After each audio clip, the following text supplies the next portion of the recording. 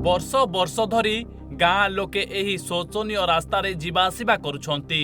हेले प्रशासनर एथि प्रति कौनसी दृष्टि नाही। गाँर सरपंच मध्य एथि प्रति दृष्टि देउनाहांती। एही रास्ता देई गाँर सरपंच प्रत्येक दिन जीवा आसिबा करुछंती किंतु रास्ता मरामती करि पारुनाहांती।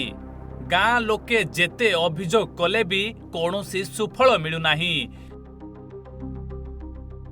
एभली दृश्य देखा मिली जगतसिंहपुर जिला बालिकुदा एरसमा निर्वाचन मंडलीर गोड़ा पंचायत रे। तेबे लोकंकर अभियोग हेउछि कि सरपंचक ठारू आरंभ करी ब्लॉक प्रशासन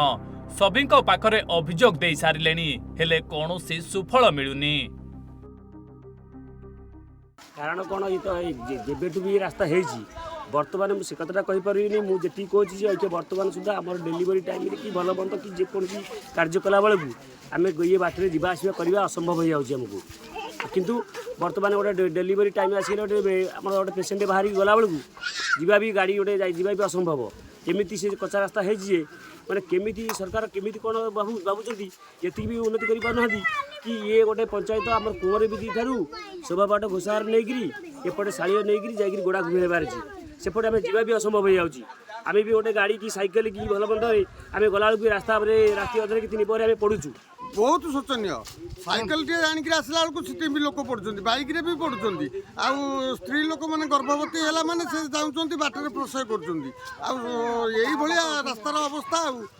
आम चाहूँ सरकार को ये इलेक्शन पूर्व रास्ता टे मरामती काम कले जनगहली जावायात ठीक है सुविधा है आम से ना जदि न करती आगामी निर्वाचन आसूची आम समस्ते निर्वाचन वर्जन करी। तेबे वर्षा दिने तो न कहिबा भल एही रास्ता देई प्रत्येक दिन स्कूल पिलांक ठारू आरंभ करी आम्बुलांस पर्यंत